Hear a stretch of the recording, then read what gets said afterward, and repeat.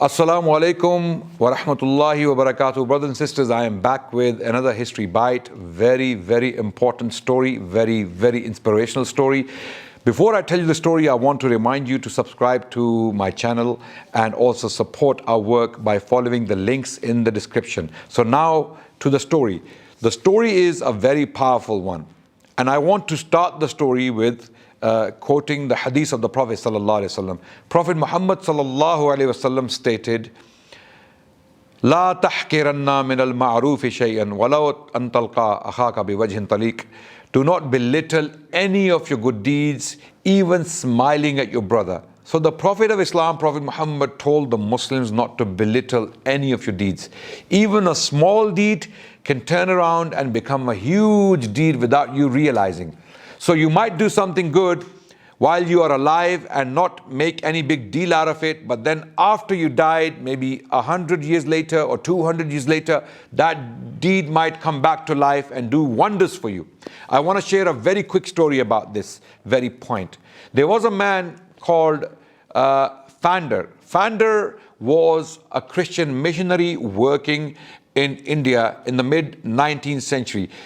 Those of you who know the history of colonial India, you know that after colonialism, after the rise of colonialism in India, British colonialism, many missionaries came into India to convert people to Christianity. Okay, Fander was a German missionary who came into India, and in 1850s he started to preach in the streets of the Indian capital called Agra.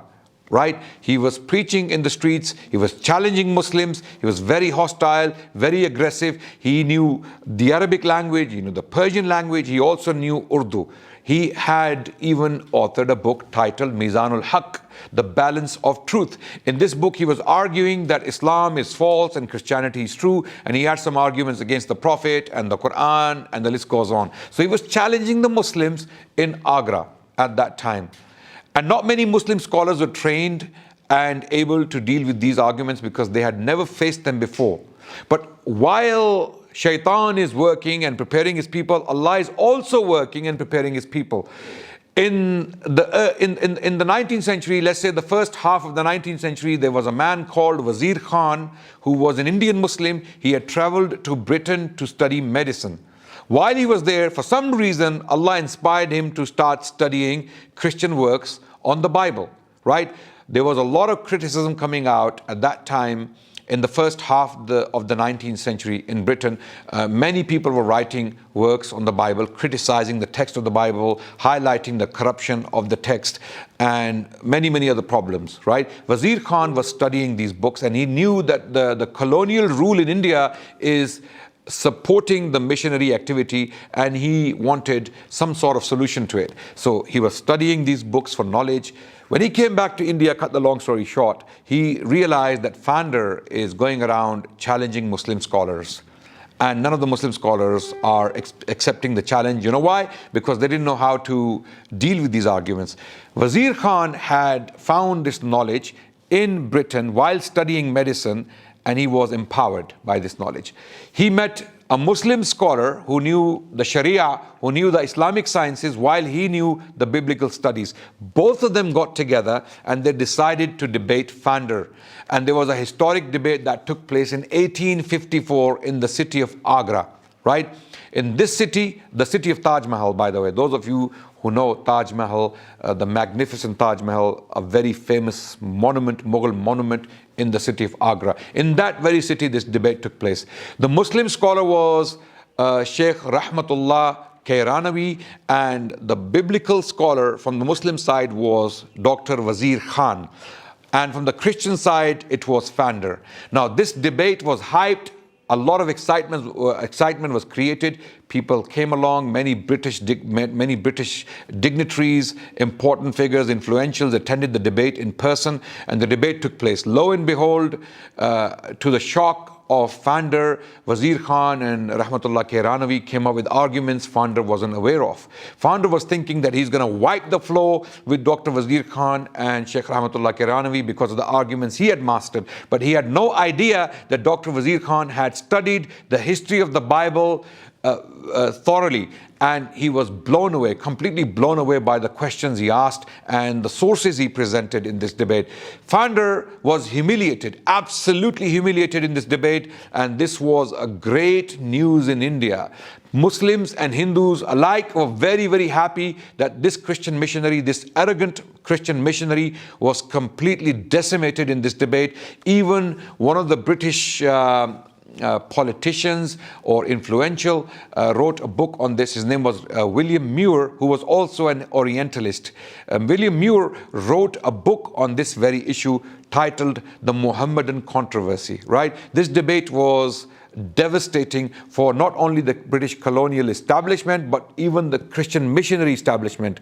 So humiliated was Founder in this debate that he had to leave India. Now, where am I going with this story? I want to share this story for a reason and wait for the climax. Now, after this debate, Sheikh Rahmatullah had gained fame, so did Dr. Wazir Khan, and they became very influential. 3 years later, in 1857, the Indian Mutiny kicked off. Many Indians, they rebelled against the British rule because of its oppressive nature, and many Muslim scholars were specifically targeted as the instigators of this rebellion. Sheikh Rahmatullah was one of them who was targeted by the British establishment. He had to leave India for his life, and he took refuge in Mecca. Now, Founder had left India, as I told you earlier. Now, Sheikh Rahmatullah was in Mecca. Founder then moved to Istanbul, okay, another Muslim territory, to disturb Muslim scholarship in Istanbul. So when he started to preach in Istanbul or Constantinople, the Sultan became aware of his activities and he wanted Muslim scholars to deal with him. He was told that there is a scholar from India in Mecca who has already dealt with him. And he heard the story of the debate. The Sultan invited Sheikh Rahmatullah Kiranavi to Constantinople or Istanbul. And when Founder heard that Sheikh Rahmatullah is in Istanbul, he made a quick run. He left the city and he did not debate. Sheikh Rahmatullah did not face him. The Sultan, I'm guessing it was Sultan Abdul Hamid, he requested from the Sheikh to write a book for the Muslims so the Muslims can use to deal with missionaries like this. These kind of satanic missionaries, liars, deceivers who are deceiving Muslims and Muslim scholars. So Rahmatullah Kiranavi decided to write a book titled Izharul Haq. Izharul Haq was authored in Istanbul and it was published, and Sheikh Rahmatullah came back to Mecca and he passed away in Mecca, and the book was forgotten. The book was forgotten. It went into libraries and no one really knew about it. No one was studying it. Then fast forward in the 20th century, there was a young man in South Africa working in a shop. Christian missionaries would come from a missionary school and they would bully him with arguments. They would throw things at him and they would expect him to respond. This young man from India, from Gujarat, with a hat, with a white hat on his head. He was a 5th grader. He never passed the 5th grade in school. He was very disturbed by these Christian missionaries posing questions, right? Lo and behold, for some reason, this young man finds a book in the storeroom of that very shop. Okay, the book was a translation of a translation. Let me explain. Sheikh Rahmatullah had written the book Izharul Haq in Arabic, and then there was a Gujarati translation made from the Arabic work, and from the Gujarati translation was made the English translation, which was found by this young man in the storeroom. This young man read the book and he became extremely empowered, and he started to use these arguments similarly like Sheikh Rahmatullah and Dr. Wazir Khan were using in the 19th century. He started to use these same arguments against these missionaries, and the missionaries were blown away by these questions. They had no answers, like they have no answers today. To this day, they find other tactics to attack Islam. They deceive people, they lie, for the sake of money, to make money from gullible Christian masses. They will do anything and say anything to attack Islam. But when they are asked questions, they have no answers. So this young man started to debate Christians. And the Christians were extremely, blown away by him. Intellectually, this young man completely overwhelmed them, overpowered them. Okay, and guess who this young man was? This young man was Sheikh Ahmad Didat. So this little spark left behind by Sheikh Rahmatullah Kairanawi as his contribution to the Ummah, without realizing the outcome, without realizing or without even imagining how Allah will make this effort of his a big, huge thing in the 20th century, to an extent that this young man from South Africa became an old man, and this old man became a real powerhouse for the Muslims around the world. He instilled passion. He drove this confidence through the Muslims around the world that we can debate, we can defend Islam, and we can do it powerfully. We just have to study. We just have to learn arguments. We have to learn our deen, and we have to learn the views and the history of other people. And once we do that, we are able to defend our deen. And Sheikh Ahmad Deedat single-handedly sparked the Dawah revolution of the 20th century, which still goes on to this day. All these people later on who started to debate Christians, atheists, and others around the world are a product of Sheikh Ahmad Deedat's efforts. And lo and behold, guess what? Who gets the reward? Sheikh Rahmatullah Kairanawi in his grave in Mecca.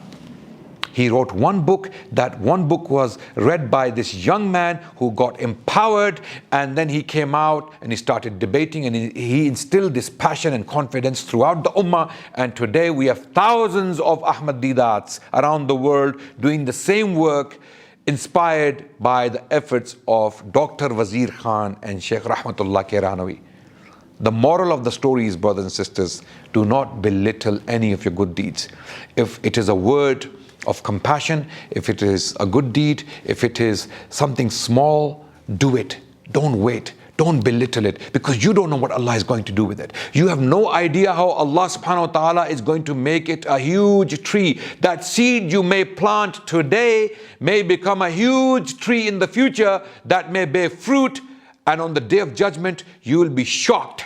When you look behind you, Allah will show you. Look behind you, that army of people who were guided by your little efforts, you will be shocked. Like Sheikh Rahmatullah, Dr. Wazir Khan may be shocked on the day of judgment for instilling passion through this young man in South Africa, who later on single-handedly took this passion of dawah to the world. And lo and behold, there is a dawah revolution taking place today in the world. A lot of people are accepting Islam. A lot of people are studying Islam. A lot of people are defending Islam because of that passion.